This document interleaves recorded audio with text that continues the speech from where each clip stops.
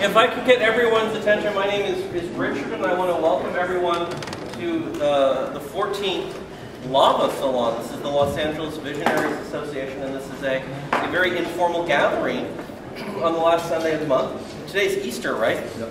Happy Pesach. Great, good.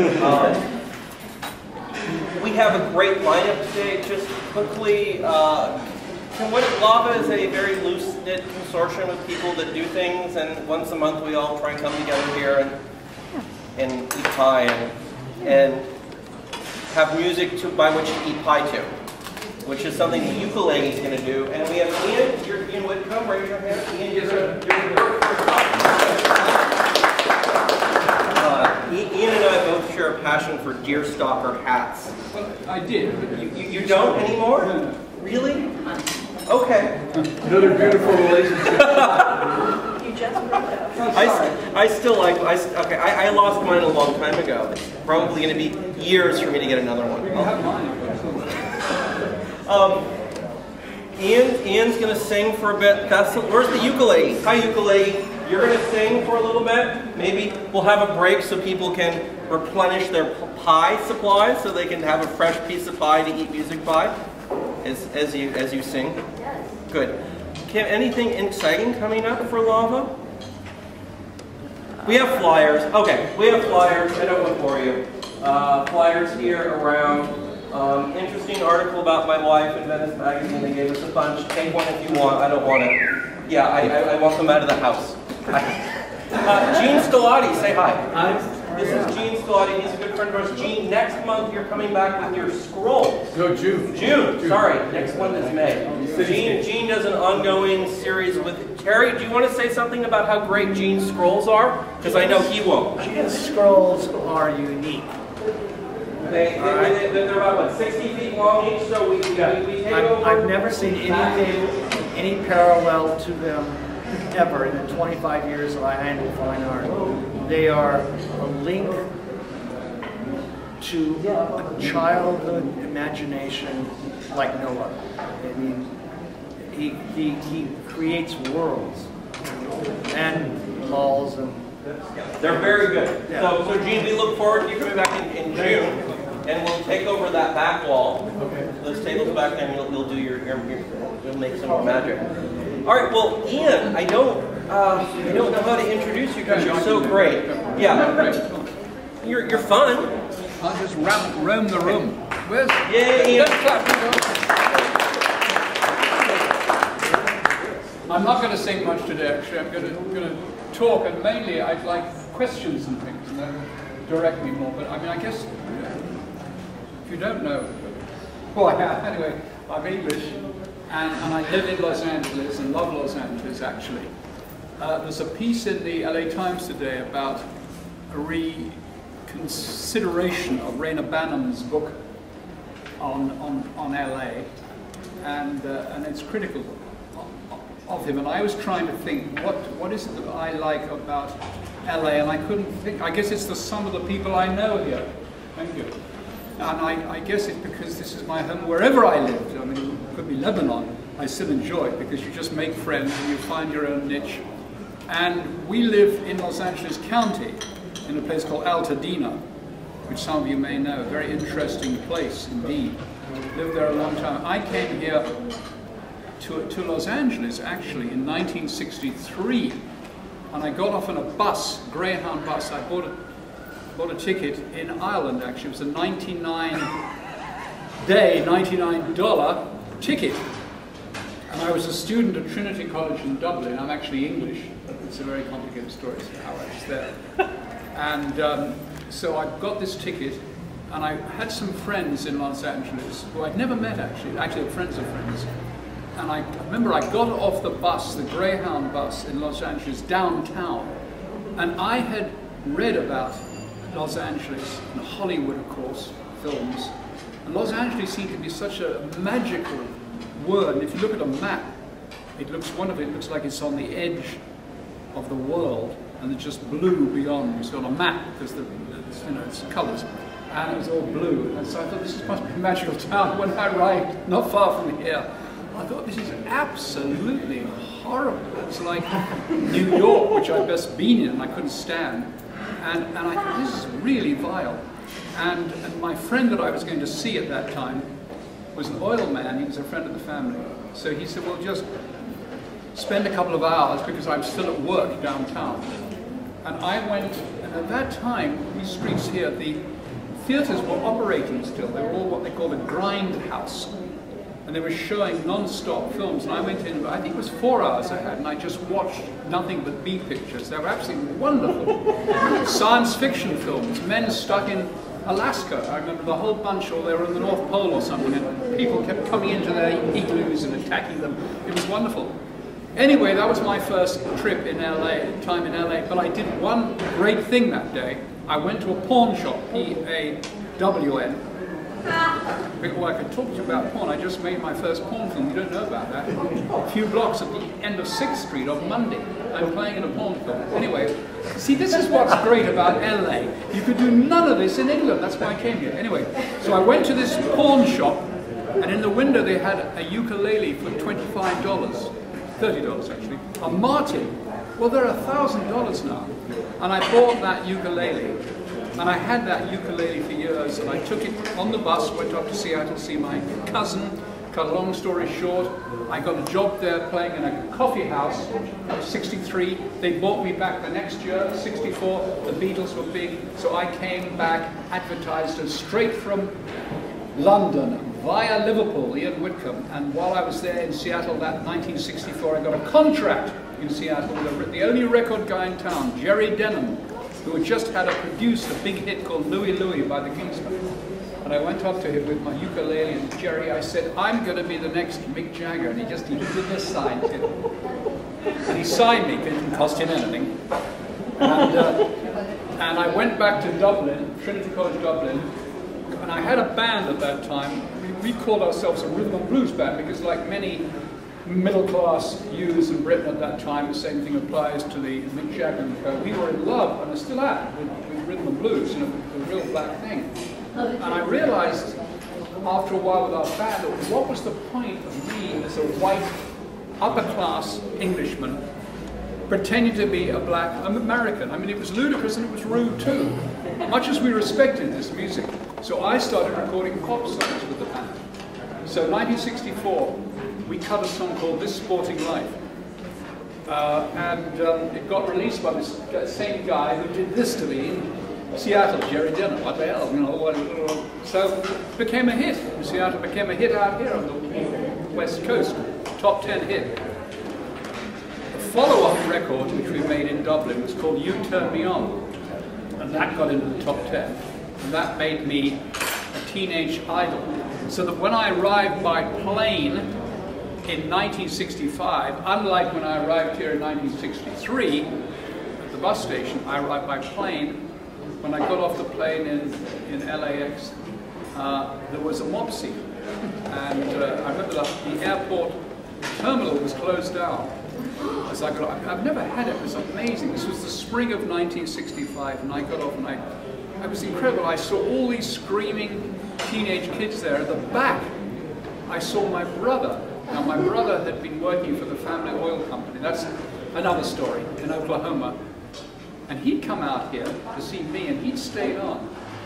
And he'd got some jobs here. But I saw him at the back of this mob, and he was standing there with my girlfriend at the time. I thought, what is going on here? This is madness. But anyway, again, all this is in my books. So I came here in '65, was mobbed, did shows like Hollywood I Go, Shindig, which you can see if you go up to YouTube, you can see all that. So I won't go on about that, except to say that the ukulele that I bought in 1963, here I still had, and even in the middle of my rock and roll fame, I had the ukulele and I started recording with the ukulele. And in the end of '65, we went into the studio to cut some rock and roll songs. At the end of the session, we had some of the top players on there, including James Burton, who went on to play with Elvis, he played with Ricky Nelson. We cut a song at the very end of the session. This is the way it works out. It was the same thing with You Turn Me On. It was the last thing that we recorded, and we did it in 5 minutes. There's a song called Where Did Robinson Crusoe Go with Friday on Saturday Night? And I played the ukulele, and these rock and rollers, all these top names, played along. And it came out and was a hit on this coast. It was a big hit on this coast. It got to 101 in the national charts. Nevertheless, I sang it on Where the Action Is, Shindig, all these things. So, you know, there's been a lot of print recently about the revival of the ukulele, and I'm happy about that. I think it's great. But I was actually playing it in public, on network TV, alone, through all those years, before Tiny Tim, suffering the slings and arrows, being told, oh, you're crazy. But I was doing it then. I was there like the John the Baptist of the ukulele. Suffering. You know, I've got the scars. It's Easter. We can talk about it. You know, I've got holes in my hand and everything. And so anyway, what I'll do now is I'll play you, first of all, I'm going to play you a bit of my hit, not much, just a bit, just a step, and then I'll play you, oh, I can't, oh, yes I can. Then I'll play you Robinson Crusoe, and I'll sing along with it. So you will, I will play you live, and play live. Where is you, tell me, oh, hang on a second. It's awesome. This is a record, by the way, that was released by the BBC, of all things. And I say that because it's very odd. I'm English, but in my own country, I'm unknown. I've done a few television shows there. I was a host of a television show there, but as far as music is concerned, they don't know who I am in Britain. Where is it? Oh, it's on there. All right. So here it is, the second track on here. Just a minute. Here's the big hit, 1965, top number 8. Play. I hope it plays.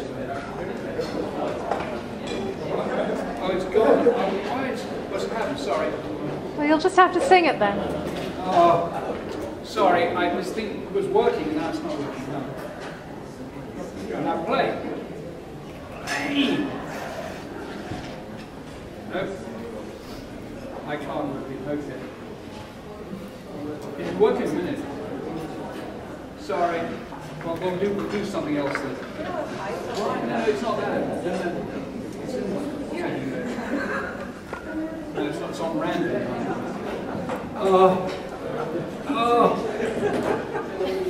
We're all good, we have 5. The whole thing was playing just now. So you'll get volume. Sorry. Let's play something else. Let's play Robinson Crusoe then. This thing cost $1,000. I didn't have to pay for it. Here it is. Thousands of years ago, maybe more, out on an island on a southern shore, Robinson Crusoe landed one fine day. no rent to pay and no wife to obey. His good man Friday was his only friend. They didn't borrow or lend. They built a little hut, lived until Friday, but Saturday night it was shut. And where did Robinson Crusoe go? With Friday on Saturday night. Every Saturday night they started to roam. Then on Sunday morning they come staggering home. On this island live wild men with cannibal trimmings, and where there are wild men there must be wild women. So where did Robinson Crusoe go? With Friday on Saturday night. Adventure. So I'm actually playing the piano there as well. That's what they call multi-tracking.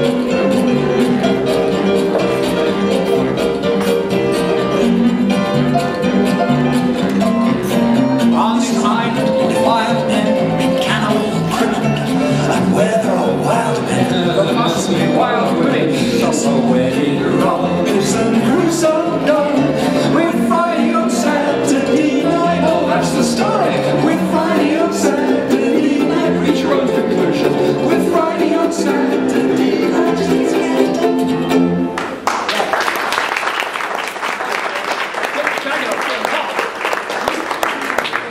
So anyway, that was the hit which was made right here in Hollywood mean, I could go on all day, and I mustn't go on for long. There's all kinds of stories behind these songs.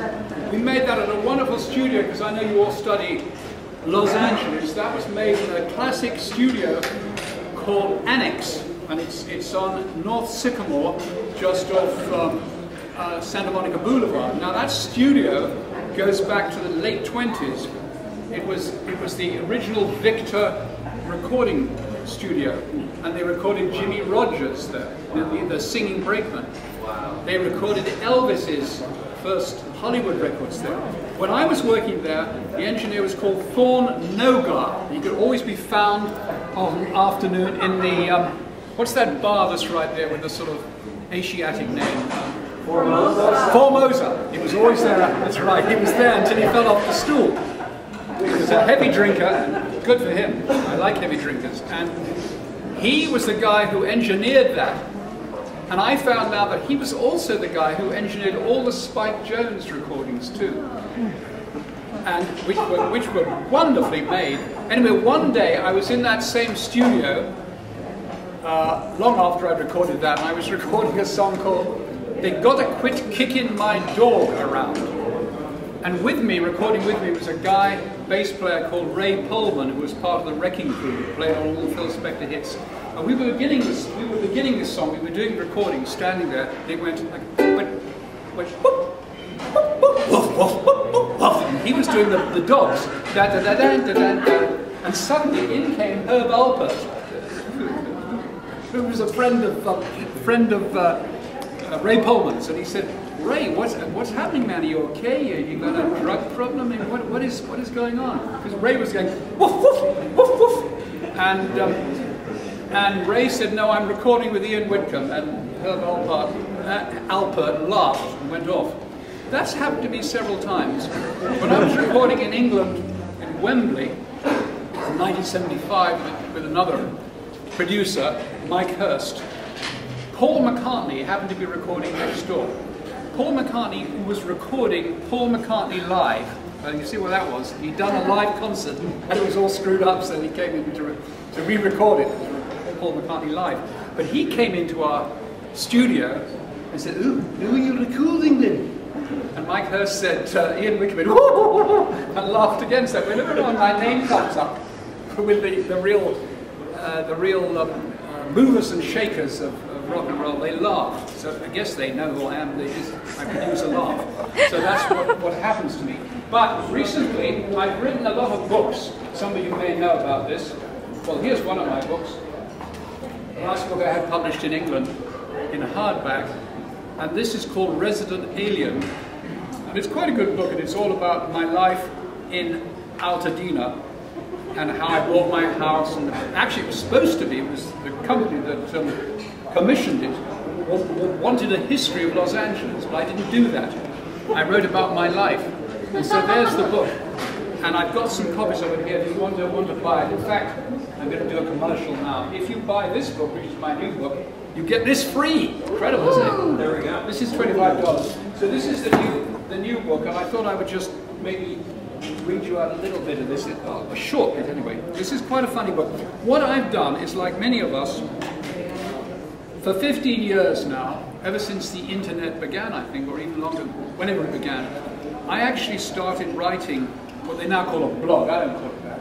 It was a letter from Lotus Land on my website. And so every month I'd report in about what I'd been doing, what I'd seen. That's actually started in 1975, so maybe it's that long ago. And so I put all these letters from Lotus Lands together in one volume. It's not self-published, by the way. It is a real publisher, but and so it's come out in a book, and it's got pictures. And I thought I would maybe just read you, if you can bear it, just a short extract, because a lot of this, of course, it all takes place in Los Angeles. So here is April 2000. And one of the many things I do is, apart from singing my songs and playing the ukulele and playing the accordion and playing in a corner of a restaurant in Playa del Rey, one of the things I do is sometimes I get parts in films. Those of you who've seen the film Contact with Jodie Foster, I'm in there. I have a close-up. I'm the BBC, one of the BBC announcers. I mean Star Trek. I mean, I play these little tiny little roles in these and never get asked back much. But anyway, but I have an agent, and one of the most humiliating things you can do is to go out for commercials. I've stopped doing this now. But here's what happened to me recently. There are plenty of Englishmen over here, but not the kind I care to remember from the 1950s. I encounter them constantly at auditions. A motley crew they are. Sometimes I throw them off by getting through to a near final stage of selection at these auditions. I achieved this recently via the commercial for a brokerage company where I got to what's called callback status 3 times. Unfortunately, each time it was for a smaller role. Anyway, the scene happened to be an awards ceremony in 2010 for Doctors of the World. A speaker announces that AIDS has been conquered and everything else as well, including spinal injuries. And to prove it, on marches in this commercial, Christopher Reeve, completely cured and grinning. This would be achieved, I was told, by something called CGI. By the final callback, I'd fallen from the prime role of award speaker to a wordless doctor in the audience, flanked by a Pakistani male and a Korean female. We were ordered into a shabby casting place in a shaky packing crate of a building on 3rd Street. I guess that's just here, isn't it? Somewhere around here. There we were introduced to the director, a smooth-talking Englishman in khaki, supported by a row of sour-faced and deadly serious associates in T-shirts. "Right," drawled the Englishman in an accent I couldn't place. "I need to see your reactions when Christopher Reeve miraculously walks up and walks in." Well, the Korean was called on first. I felt he was over the top slightly. The director was most grateful to him, thanking him for travelling so far and waving him off. Now he pointed to me with his chin. I like that, with his chin. "Let's see your reaction now, Mr. Whitcomb, to the miracle of Christopher." I put on my best spy smile, giving the imaginary Reeve a pleasing up and down look, while indicating that I wasn't to be confused with the role I was playing. "Tell me, Mr. Whitcomb," said the director, "what was running through your head as you acted?" He leaned forward to study my reply. "Well, I was really glad that Mr. Reeve has been cured. I didn't want to appear to seem proud of having helped him to cure him." A silence all around. I felt rather good. "Okay, get out of here." And that settled that, as the mother said when she laid an egg in the teapot. Later, I caught the commercial on network TV on Super Bowl Sunday. It had cost several millions to make and several more to be shown on prime-time TV. But I couldn't see any British doctor faces in the crowd, so I was relieved. In fact, I've not seen any of those bastards who were at that audition. I didn't see anyone there who'd been chosen over me. And now I simply avoid going to the films when I recognise the titles as ones I auditioned for. That way I can feel much better indeed. So now I never go to auditions at all. Well, anyway, that's one of the many. There's all kinds of stuff in this book about my time in Dublin, a lot about Los Angeles, but it's getting on, and I know that we'll have another song, and then we'll have a Q&A, shall we? Yeah. Yes, Okay. sir. So there's the book, which I said I have on sale. It's only $25, and you get the other book free if you buy it. Look, isn't that wonderful? Right. So let's have another recording, shall we? This is my new book here. It's called Ian Whitcomb's Ukulele Sing-Along, and it's all ukulele songs. And as you know, I love the ukulele. Let's see what's in this book. Let's see what we have. Oh, here's a nice song that I just wrote called Ambling Along. And this has been recorded by Janet Klein and her Parlour Boys. Some of you may know of her. And it's in this book. And I think I'll sing along to that now. Where the hell is it? Oh, okay. Okay. So let's hope this works, shall we? Track 21. All right, now. Oh dear. This thing is really strange. It might come in a minute. Wait. Oh, here it is. Here it is. See? See?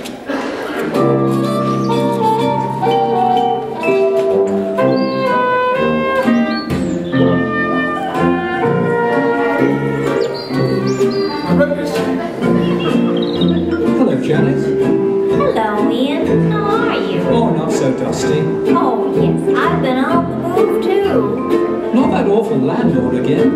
No, my new landlord is a sea in the sky. Can you hear it? Same here, it's the open road for me. What have you been up to? Oh, listen, man. A little bit of the other? Just some about the recession. Just a little bit.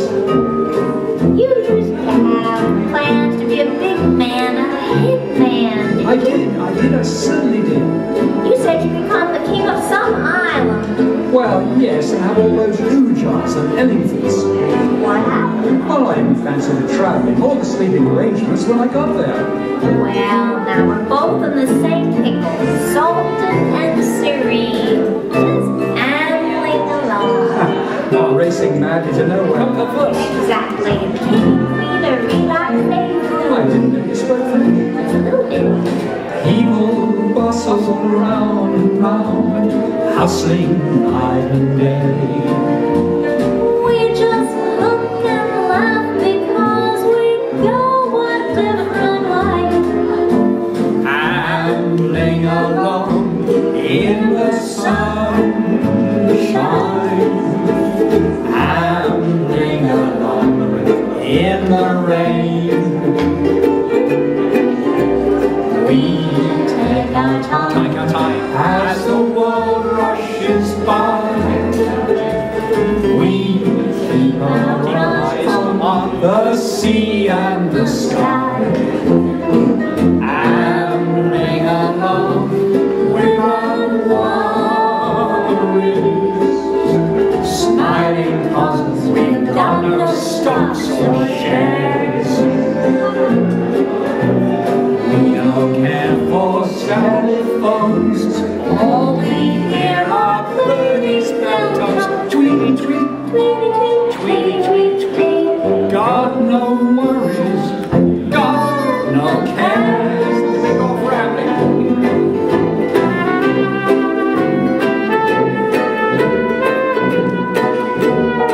Oh, I love this song. I wrote it. Isn't that nice? It's so nice to like yourself. It's very helpful. These are all people in Janet's band.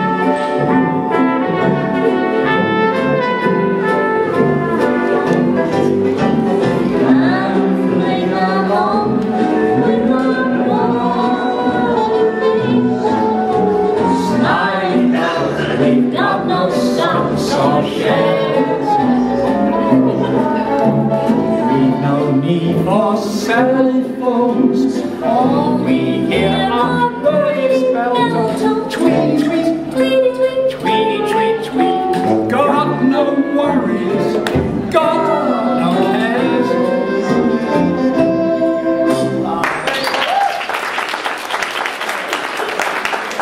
Isn't that a nice song? Well, that's in my new book, and I'm glad you like that. Well, why don't we have some little Q&A there? And they were enjoying it in there too. Why don't we have a little Q&A? Yes, Gene Scolatti. Was there any, you said that you didn't have any hits in England, was there any attempt on Denon's part to put out You Turn Me On in England? Well, no, I was at Capitol Records. So Capitol Records was owned by EMI, so all my records did come out in England, but they didn't do anything. I had all my singles came out in England, my LPs. I shouldn't say I was completely forgotten there, because in 1972, I was signed to UA, United Artists, and I was produced by a wonderful guy called Neil Innes, who was part of the Bonzo Don Dudar band. So he produced a really rare album with me called Under the Ragtime Moon. So I did, yeah, I can't say I was completely forgotten by my mother country. Yeah. Anything else? Yes. Yeah. You were on almost all of Shebang. I remember 9th Street West. Yes. Was another one. Hollywood a Go-Go. Hollywood a Go-Go. And a lot of that stuff was shot. And in those days, I used to go and dance on those shows. And I think people don't realize that they weren't shot one a day for 5 days. You shot the whole week on Saturday afternoon. Yeah. Saturday afternoon. Yeah, and you remember you have big signs that would say today's Tuesday, and then the guy would change his coat. Oh. The next day is Wednesday. And I I don't remember that. I know that Hollywood A Go-Go was shot on a Saturday, and that was the sexiest of all the shows. You can watch those again on YouTube. You can see my very first appearance in LA, and on that very show, you can see it. You can see the girl called Dale Van, who was one of the buxom dancing girls there. She became my girlfriend after that recording. We were lip syncing, by the way, to all those records. You did a weren't show singing in live. Orange County, I think at maybe the Golden Bear or something, and I remember you simply came out and said, "Hi, I'm Ian Whitcomb, I'm from London." And the place just... Well, yeah, no, I know, it was easy, it was too easy. I mean, it was wrong, it was unfair in a way. You came from England and there was something special about you. I mean, I was escaping England, quite frankly. Well, I live here because I don't like England much, quite honestly. I prefer America. I think it's a much better place. But you're right, in those days, you had kudos if you were British, and no, it was all wrong. But it got me to this country, it got me into the charts. Although I must say, I think that, Gene, I hope you agree, I think You Turn Me On is actually a good rock and roll record. I mean, it really is. To me, it's the quintessence of what rock and roll is about. It's completely meaningless. It's just a rhythm, it's a beat. It's something that you don't reason with at all, as all good rock and roll is, you see. It's something, a gut thing. Well, you're not going to give us a little of that song? I tried to play the with your record. ukulele? I can't play the record, it won't play. You can't play it? No. But that's been my beef with rock and roll. It's the wild spirit, as a friend of ours described it, of original rock and roll, of Elvis and Fats Domino and so forth. Little Richard has gone. And I think directly the rock critic came in and rock became self-conscious.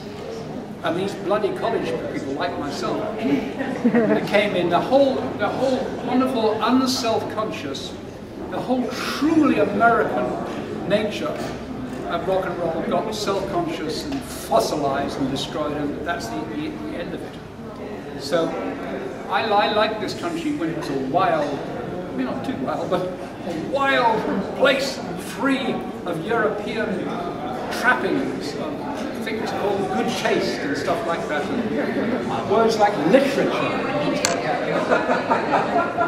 I grew up in American comic books. Yes? I'm not sure everybody here realizes how much radio work that you did also. Oh yeah. You were wonderful on the radio. I'm still on it. Oh, thank you. Here you are. How long did you on? You have this then.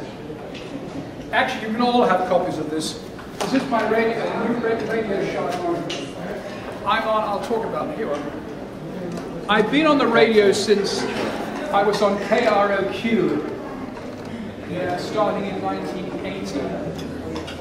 I got a job there, and I was on there for 4 years. And then I went to KCRW, when it was run by Ruth Hirschman, who then changed her name to something else. And then I was on KPCC, which is now a very big, successful company. When I was on these stations, they weren't very big stations.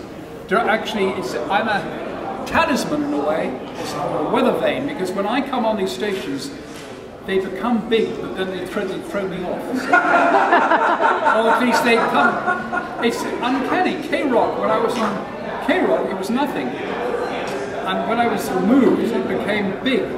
KCRW, exactly the same, KPCC. Now I'm on XM radio, and that's what I just gave you. So if you I'm on in about 2 hours' time on XM, 3 p.m., but I'm on a very strange channel called Extreme Talk. And it's ranting because I have to admit the company that I'm signed to, called Premier Radio, are out in Sherman Oaks. And if I told you where they make their money, you'd be horrified. But their big shows are Rush Limbaugh, Glenn Beck, Dr. Laura, she's not on there anymore. And I'm there. They don't know what to do with me.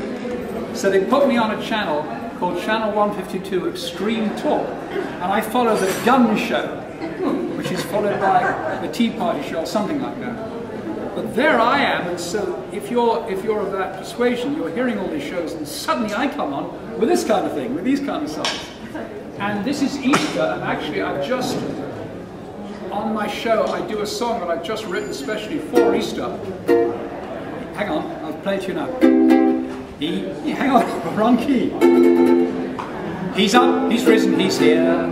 He's up, he's risen, he's here. He's been through a lot and that cross was quite hot, so now he's having a beer. So that can be heard all over the country at 3 p.m. today. So I'm doing my best. I always think it's good to infiltrate the enemy. Get in there. You know, get in there. Although I probably, would I take it as far as if I was in Germany in World War II, I mean in the 1930s, would I have taken part in a Hitler rally? I don't know. My uncle was there at the time, and in fact I talk about that in the book. He actually approached Hitler and at the Wagner Festival and talked to him. He could have stopped the whole thing, but he failed. But anyway, radio, so I'm actually on XM. And it's funny that I've been on radio all these years, because as you can probably tell, every now and then I have a little, like the King's Speech, a stutter, which I've had for years. And I prove that you can have a stutter, but you can go on and be a radio king. You can do all, I can perform and do all these things. So, you know, there's hope for us all. And the King's Speech proved that too. Yes? Speaking of Germany, reminds me of P.G. Woodhouse and his German broadcasts. And I remember you read P.G. Woodhouse on your radio show. I did, I used to read him. Do you know what I'm talking about? P.G. Woodhouse. You all know P.G. Woodhouse's books or not? Or don't you know his books? Woodhouse. Okay, well, I think he's Britain's best author, actually. I think he's absolutely fantastic. I mean, stylist of the first water. Just because he didn't deal with, you know, earth-shattering subjects and Henry James stuff. I mean, he dealt with seemingly trivial things, but actually he dealt with real life. Very funny. Anyway, what she was saying was that in World War II, P.G. Woodhouse, British, who lived out actually most of his life over here, like me, happened to be in France at the outbreak of the war. The Germans came in and they captured him and his wife. Now, he was the most harmless man. He was sort of, you know, sort of innocent, like me in a way, you know, and he was kidnapped. It's a very good point you made. And he was taken by the Nazis. They took him to Germany. When they found out who he was, they thought, oh, we can use this man for propaganda. So they asked him, Woodhouse, to do some broadcasts from Berlin about how he'd been treated. That's such a good point, because I'd have done the same thing. They said, well, why don't you do a humorous talk about, you know, about us? And he did. And he said, oh, well, the Germans aren't such bad people. They were treated quite well. Yeah. Actually, apparently, it was a sort of subtle dig at the Nazis. I haven't heard the entire broadcast. But these were broadcast by the Nazis, and they, of course, were picked up in Britain. And there was a terrible fuss there. And after the war, Woodhouse was actually arrested, and there was talk of him being executed, shot, simpler word, shot because of that. So you can see you have to be really, really careful. And these days it's even more so. I mean, I think in America today, sadly, I think, you know, when there isn't free speech, you've got to be so careful about what you say. I mean, I've sometimes gotten in trouble on KCLW and KPCC about humorous things that I've said. But if you can't, I think everything should be free. I think you should be allowed to say whatever you like, but you have to take the consequences, I suppose.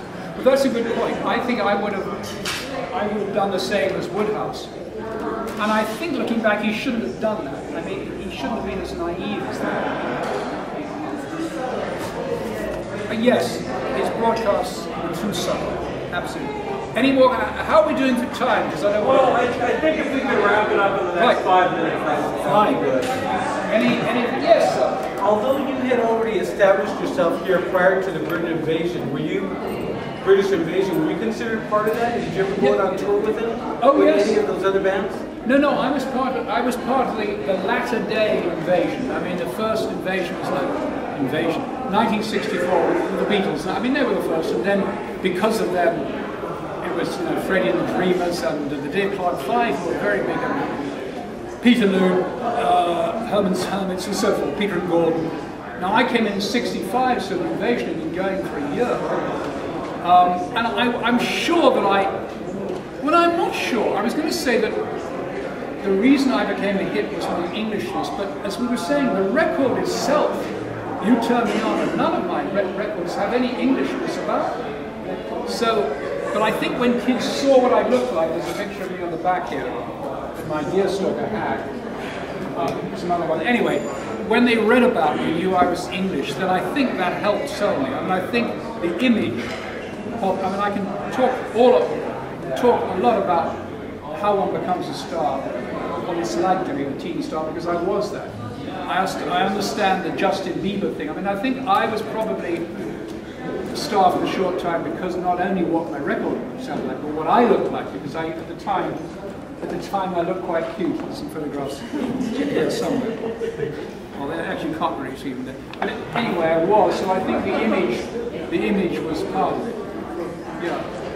I think your question was more, did he go out on tours with those? Oh yes, I did. Yes. Sorry, I'm sorry, I forgot. I did. I toured with Dave Clark 5, the Rolling Stones, Freddie the Dreamers, and they didn't know what to make of me. The Hollies, I remember, liked my stuff. They thought it was very funny. But most of these British groups, in fact, all of them, didn't know who I was because, you see, I was unknown in Britain. I'm a quandary because I was an Englishman who was an undergraduate at Trinity College in Dublin, who made his records in Ireland, who was unknown in Britain, but was a star in America. So these British people thought, well, who is this guy? And still to this day, I don't really fit. I mean, I actually don't feel very English. I mean, I speak like an Englishman, but I don't feel I belong. I just belong to my friends in Los Angeles and here. But see, when I say Los Angeles, I don't know Los Angeles. I know Clifton's, I know Altadena, I know the Cicada Club where I'm playing tonight. But there are parts of Los Angeles which I'm still discovering. There are other worlds unto themselves. And ethnically, they're completely separate. So it's all part of Los Angeles. That's why this is such an exciting place. That's why my wife keeps saying, why don't we go abroad and travel? I said, why travel? You could travel here, the whole world is here. You could spend your whole life in Los Angeles or California and never be bored, and always be having adventures and always finding new things, and always having your prejudice broken down because you can't be prejudiced here for long.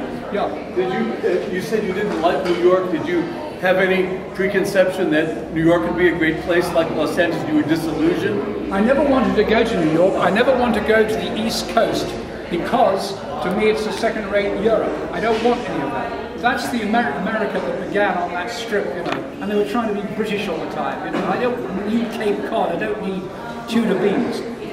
The America that I always loved, got me onto a subject that I really like, the America that really I saw in Britain as a kid, in the films and records, was the West Coast, was the West. I shouldn't say the coast, the West. Forget the East Coast, it's just a copy of Europe. The West, and the further west I got, the more I thought this is a truly different world. I mean, for all its maybe crassness at times, I don't know. It just appeals to me enormously, and this is the only place that I've ever been that allows me to talk all the time, to go on the radio. They wouldn't allow this in Britain. No. So this is truly a free and a wonderful place because it's so good to me. I love this place. Yes. Sorry. You talked about the wild animal spirit. Yes. What did you think of punk when it came out? Well, I liked the idea of punk very much indeed, like me, but I didn't like it musically. I mean, it wasn't, you know, it wasn't musically very musical. I couldn't hear a chord there, well, I could, maybe one chord. So I liked the attitude, but I didn't actually, see, I love the idea of rap. In fact, I've recorded a rap song. It's on YouTube called Smoke That Pipe. It's quite good. But I'm not sure that musically I like, I'm not sure when I'm in my car or at home playing records, actually play rap. But then I'm getting quite old. And by the way, this is my final, I'm going to end now, this is a good way to end. I'm getting quite old. On July the 10th, I shall be 70. And I'm inviting you all to my birthday party, which will take place at the Cicada Club, which is not far from here on, what is it, on Olive? 6th and Olive. 6th and Olive. Right. and I'm going to have my band there. I'm going to be there, and I invite you all to come. All you have to do as a present to me is come and have a drink there. That's all. It's a wonderful place. If you haven't been there, if you leave the Cicada Club. Is it the same Cicada owned by Bernie Tilton's wife? No, it's the Oviac there. It's the old Oviac, the Oviac. Ian, we're gonna throw you off. Yep. I have to throw you off Finish. because the lady's got to get started. And then I'm going to, can I clear out my stuff? Because I have to, I have to go because I'm going to get... Yeah. So we have to stop Ian because we have more to do.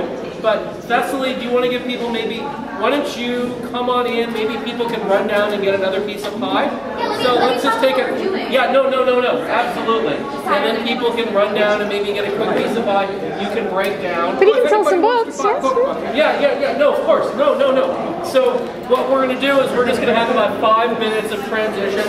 People can come up and get a book from Ian. You can start to get it together. You guys can get set up. And radio show. And you have maybe you have some craft projects? Yeah, we're gonna be doing crafts. So I have magnets for people to do magnets, and also we brought an old-fashioned Polaroid camera today. And we're after our set, you can take a photo with Dr. Steve Chicken or the Unicorn Dog, and we have these cute little framed cards. You can stick your photo, your commemorative Easter puppet friend picture into it and decorate it, and we're just, what are we charging it? It's like $1. $2. We have to pay for the old-fashioned Polaroid film. So we're going to be doing that and also crafting during our set. Okay, so I think the best thing to tell people is this is really a little more interactive than Q&A. I'm going to let you guys craft while we sing, and then afterwards, if you want to take a picture with the puppets for your fire mantle, we'll be doing that. Good. Okay. So Ian, you're here. If people want to get a book from Ian, they can come up. I'm going to run down and grab a piece of pie. I'll be back in a couple of minutes. I encourage everyone to do the same. And Thessaly, I'm going to pass out crafts. Right. You'll get started right now on crafts. Yeah. Well, we're going to get started. We're set up, and we'll be starting. You can walk in and out. If people want to do crafts, maybe they can come forward to the more corporate tables. Yeah. Perfect. You can make bracelets and rings out of pipe cleaners. Brought some egg stuff, and then I'll pass out magnets. Just raise your hand if you want to do magnets. Yeah. Perfect. I'm going to do magnets and I want to buy a picture later. Perfect. So I'm going to, every table who wants to do magnets, I'll give you guys some Sharpies. Want to do some magnets? Why not? Yes, The song is about bunny rabbits. Here we go.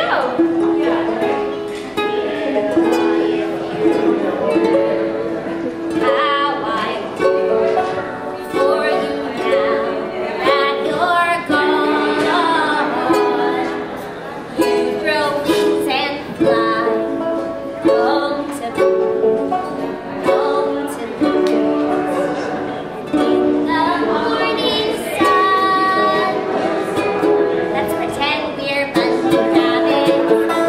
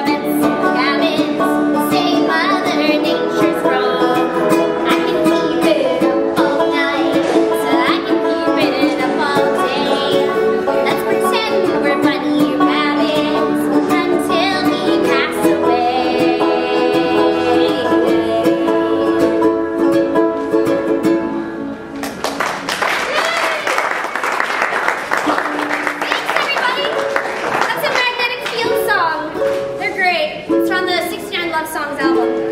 This next song is a bird-themed song, as birds are a part of Easter. Fertility, eggs. The song's called Pushpin Owls.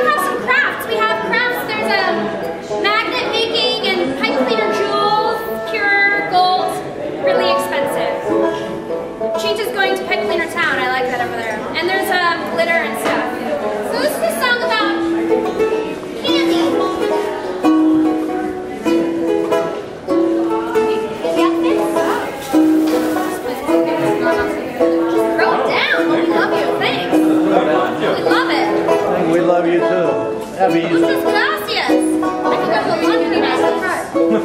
Thank you. Thank you. Do a little vaudeville.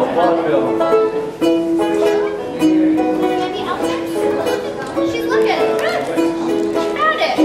Jessica Grant on Algonquin and Oregon. Strawberry. Sorry. Strawberry. The ukulele on banjo.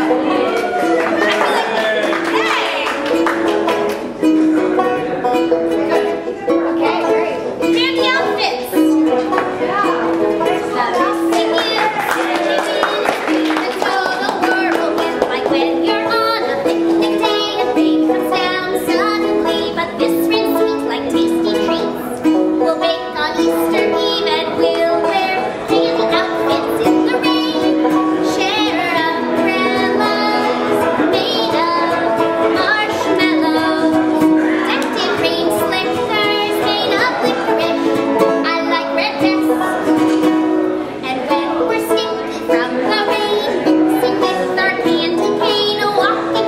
I'll lick you clean and dress you in a jelly bean. Waterproof rain bonnet I knit while sitting on our covered porch. You built from scratch while I get back, played my ukulele. The test will be when we're endlessly sticky. From cotton candy, waterproofish galoshes, and we'll wear candy outfits in the rain. Share umbrellas made of marshmallows, decked in rain slippers made of licorice. I like red vests, just like your beard. Candy outfits! Thanks, crafters, lava, LA missionaries. Come craft, Rebecca. We have crafts. Feels good. Feels good to craft. I like crafting with Rebecca. I like to premiere my new songs at the LA Missionary Association monthly salon here at Clifton's. Today is no different. I will be premiering a brand new song, world premiere here. It's called Paper Cigar Box Ukuleles. Yeah. Wow. Here we go. That's recursive. World premiere? Wow. World premiere. Only been done in our marshmallow house in Venice. World premiere. Crossies. Here we go. Paper dolls writing paper songs on paper cigar box ukes. Listen on the paper jukebox. Dance in your paper striped socks. Drive downtown in your paper car. Make a wish on a paper star. Don't strike matches. Hear the paper garden patches. Where the paper cigar box ukuleles grow. Paper girls eating paper tacos from the paper taco truck. Stuck behind paper cars and paper traffic. Wish I had a flying paper broomstick. Pick one up at the paper farm. Grows next to the paper alarm clocks. Don't strike a match. Hear the paper garden patches. Hear the paper cigar box ukuleles grow. Here comes the bridge. Paper girls are made from paper from trees, and the paper bridge goes them down. Turn your paper frown into an Alice in Wonderland headband, and stand with a band made of paper from trees.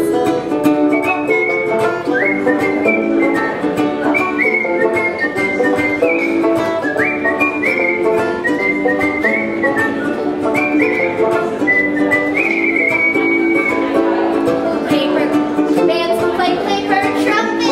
Paper queens eating paper crumpets. Butter with paper hats and paper butter. Throw the paper wrappers into paper gutters. Gutting paper fish with paper knives. Surprise the paper cat with an extra paper knife. Don't strike a match. Paper garden patches. Where the paper cigar box ukuleles grow. Whoa, whoa, whoa, whoa, whoa. Oh yeah, rock and roll! Eat pie and cake!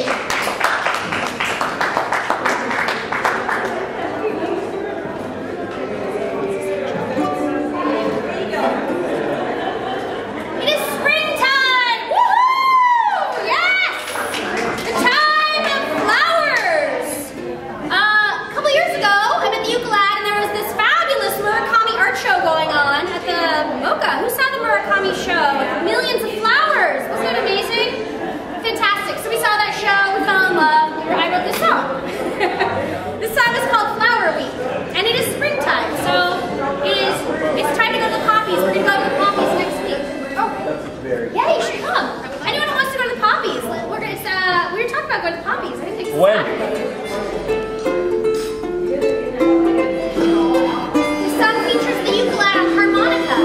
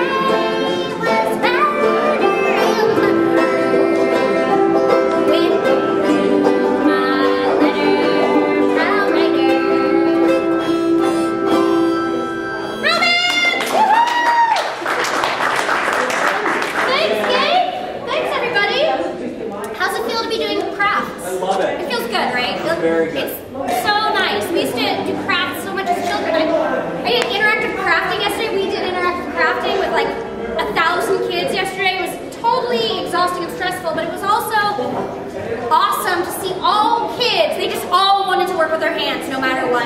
And I feel like that's something adults forget to do, and it feels so good. Like This is the Orange County Fair? Yeah, the Orange County Fair. It soothes your mind. Like, just, I don't care what you're making. It doesn't matter. Just be working with your hands. As an adult, I think it's a really important thing. So I'm glad. When I was a brick mason's apprentice out of college, I used to sit in front of Clifton's and weave copper on my lunch break, and people would come up and give me money, and I would say, I would just sit out on the sidewalk with my leg in the half lotus posture in my work clothes and weave copper in front of Clifton's, and people would give me money, and I would say, I don't want your money, I'm just...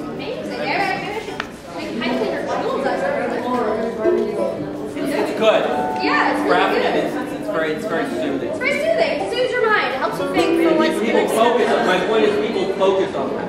Yeah. They see that. They do. They see They it. immediately identify that you're... A Zen master. I don't know, I don't think I'm a Zen master, but they immediately identify that you're plugged into something. Yeah, you're That they want a piece of too. Exactly. Like right now, Cheetah looks so sad. You look so soothed, though. It's great. So if you guys want, we have a couple more songs. You want to come grab some pipe cleaners, make some pipe cleaner jewels, or maybe a pipe cleaner bookmark, or magnets, or a necklace, or a ring. Magnets. The magnets are around. Please do. This next song has bunnies in it, keeping with our Easter theme. It's called "It's Pretty Hard to Be a Person." Yeah? Oh! This one actually has sentences. This is actually a sentence. Are you ready for the pronunciation? Yeah? I have it up now. So okay.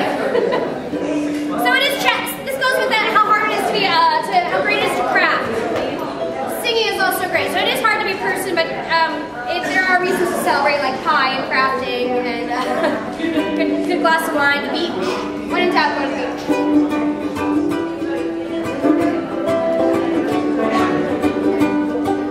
Song is inspired by a Neutral Milk Hotel song.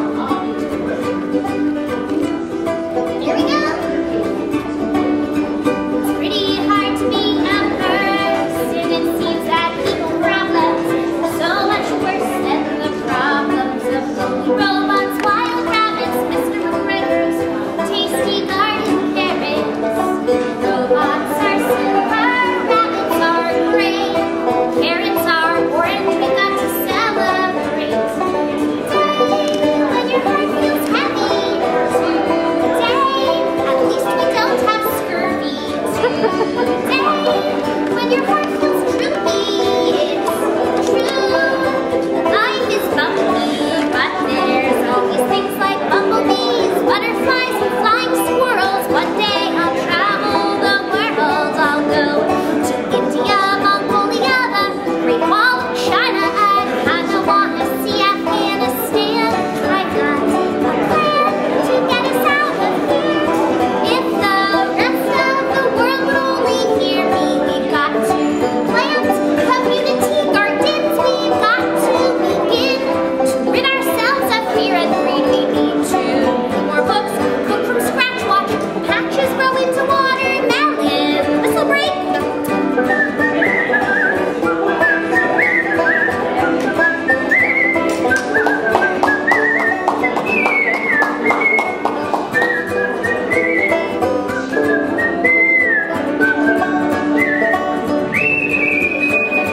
It's pretty hard to be a person.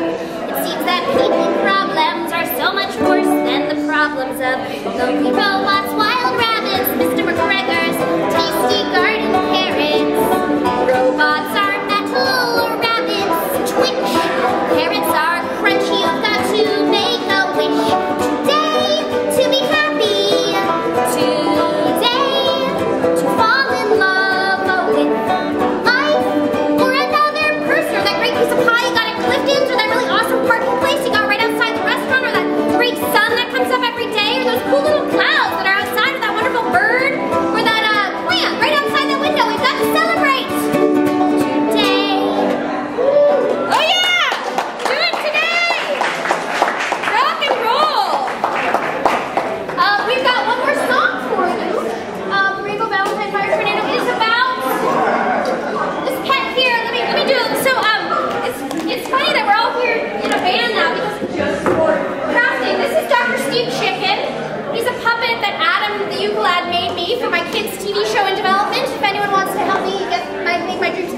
He's a career counselor.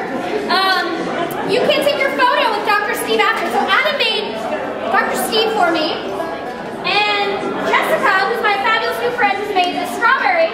This has made this for me for my birthday. This is the unicorn dog. It's my pet. It's a unicorn, a corn dog, and a dog. Fantastic. So you can also take your picture with the unicorn dog right after this and make some photos. And they're both here in this band. They can make anything. If you need anything made, these are your people. You can make anything, from websites to houses to puppets to clothing. Clothing. Tell us about your clothing. I'll tell you again, I bought this and this matching shirt at the Salvation Army in Roswell, New Mexico, like 15 years ago on a cross-country trip. Waited for a boy to fit the shirt, found him finally.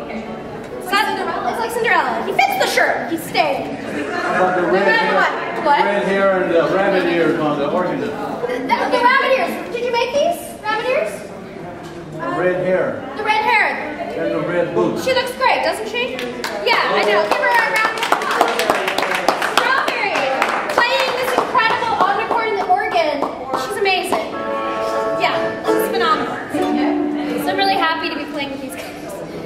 It's fantastic. Are we ready? So this song is called Rainbow Valentine, Fire Tornado, Unicorn Dog.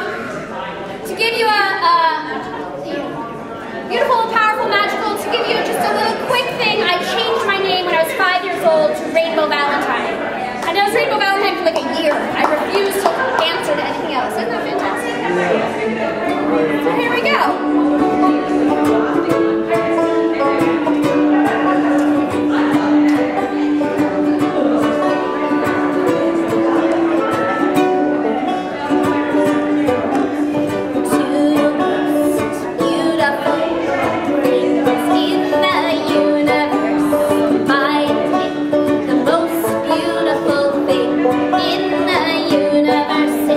Number one, first in line, it's a